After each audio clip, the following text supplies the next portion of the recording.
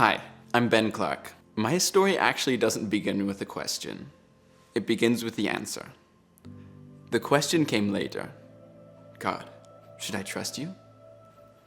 But before I ever asked it, He had already answered.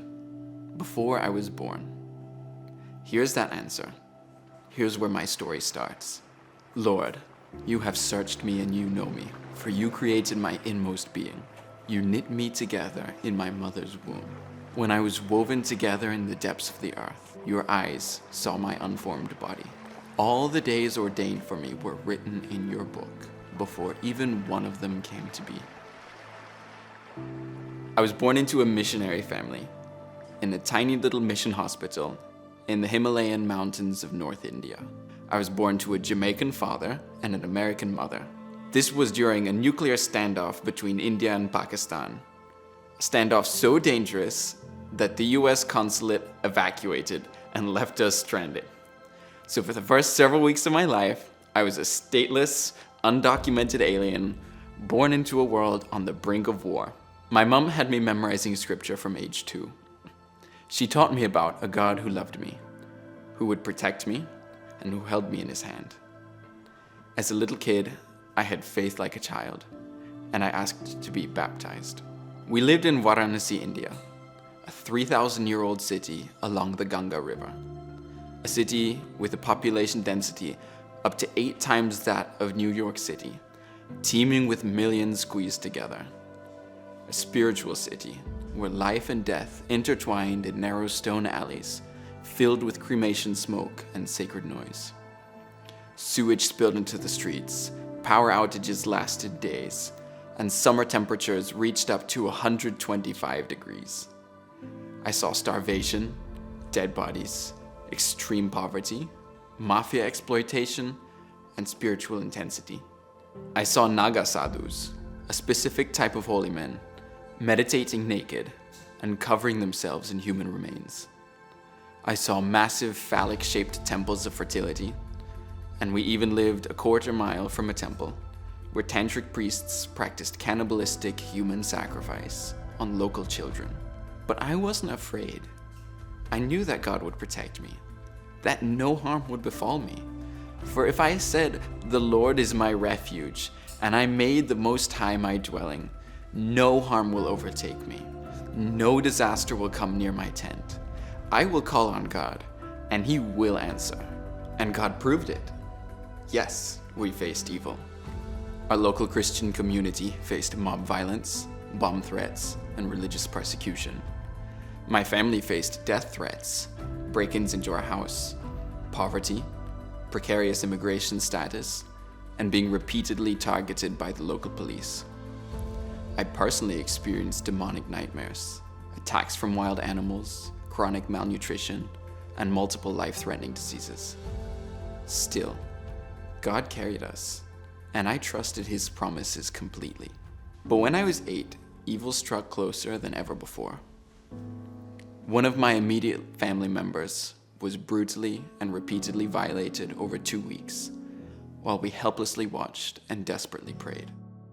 I remember calling out to God, but this time I needed an answer. And this time I was particularly jarred when I heard nothing.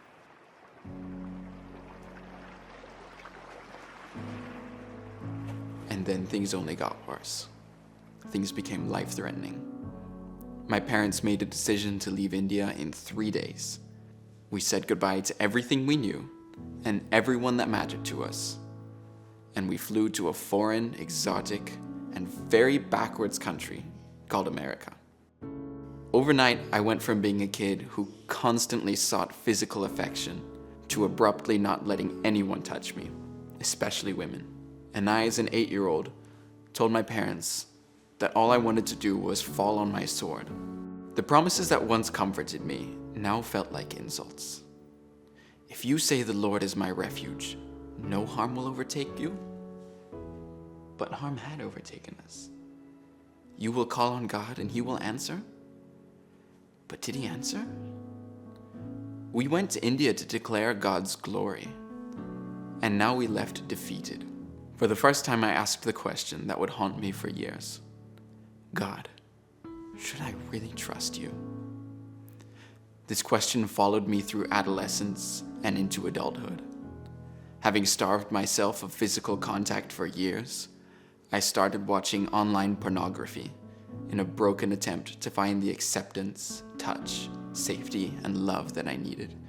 This also led to a decade of self-loathing, dishonesty, and distress. This question persisted through more international moves, college, and career changes. Can I trust the God who let this happen? Can I trust the God who seemed defeated by evil? So in December 2023, at age 21, I decided to test my trust in God by going on a unique pilgrimage. With my 3 uncles, I set out in a tiny little rowboat, only 4 feet tall, with no motor, no sails, and no way of propelling ourselves through the water except through human-powered oars. Our goal was to row 3,000 nautical miles across the entire Atlantic Ocean, from West Africa to the Caribbean. For over a month, it would just be us alone at sea. As we left the marina, I prayed, God, may I not put my trust in the boat or in my strength, but may I put my trust in you. I dedicate this row to you. I had printed out Psalm 139, and I taped it to my cabin ceiling so I could read it every 2 hours. The ocean was intense and relentless. We each rowed for 12 hours through the day and through the night, never sleeping more than 90 minutes at a time. We experienced extreme sleep deprivation, high stress, seasickness, physical breakdown, monotony, claustrophobia, hallucinations, and extreme sun exposure. For the first 9 days, we battled Saharan dust storms and waves the size of 3-story buildings that threw us up towards the heavens before sending us crashing into the depths. We rode from east to west, as with the sun, and we went straight into the most remote parts of the ocean. In the pitch black of overcast nights, we couldn't see the stars, nor our hands in front of our own faces, nor the massive 30-foot wave about to crash over us. We were rowing blind into the unknown. God, should I trust you? God, are you even here? And God gave me an answer this time. Halfway across, 1,000 miles from any land, as I was being thrown around in my claustrophobic, coffin-shaped cabin, I saw Psalm 139 still taped to the ceiling. Where can I go from your spirit? Where can I flee from your presence? If I go up to the heavens, you are there. If I make my bed in the depths, you are there. If I rise on the wings of the dawn, and if I settle on the far side of the sea, even there your hand will guide me. Your right hand will hold me fast. If I say, surely the darkness will hide me, and the light become night around me. Lord, even the darkness will not be dark to you. The night will shine like the day, for darkness is as light to you. And the night did shine like the day. The Milky Way galaxy lit up the night sky. Bioluminescent plankton glowed like stars in the sea. Pink sunrises brought relief every morning. Orange sunsets painted the sky every night. We saw double rainbows, pods of whales, hundreds of dolphins, and thousands of flying fish. A massive wave heaved up the back of our boat and nearly flipped it end over end, plunging the nose of my boat completely underwater and pulling me down with it.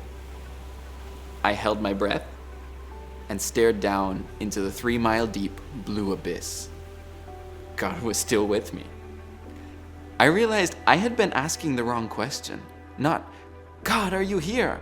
But, where can I go that you're not? After 37 days of battling the ocean, we spotted land. Celebratory flares lit the sky, and I devoured 3 burgers. Back home, I opened up about my addiction for the first time, and miraculously the temptation lifted. I doubled down on pursuing my career calling, and I started opening up to physical touch. Things were amazing, and my faith was unshakable. But actually, God's faithfulness is unshakable. My faith is quite weak. Despite those breathtaking God moments on the ocean, where everything was crystal clear, the moment life got hard again, I found myself asking the very same question he had literally just answered. I ask, should I trust you? He replies, I'm here with you. When I demand why, he offers who? Himself. Because his presence is itself the fulfillment of every promise he has ever made. The waves are still waves, but I'm not alone in them. I'm so quick to forget his faithfulness and shout, have you kept your promises? But he already has. How many times does he have to show me? But even when I don't recognize it, his faithfulness stands. Even when I question him, he lavishes his goodness. Even when I shout, he stays. God's promises aren't just things he does. They're who he is. He is the God who knit me together in my mother's womb. The God who paints the skies and calms the seas. The God who stood beside me in the chaos of India, in the depths of the ocean, and in the day-to-day struggles of adulting. He's with me. I couldn't change that even if I tried. Now I'll be clear, God has filled my life with no end of comforts and delights. But the happiness in my life is no more proof of God than the suffering was proof against him.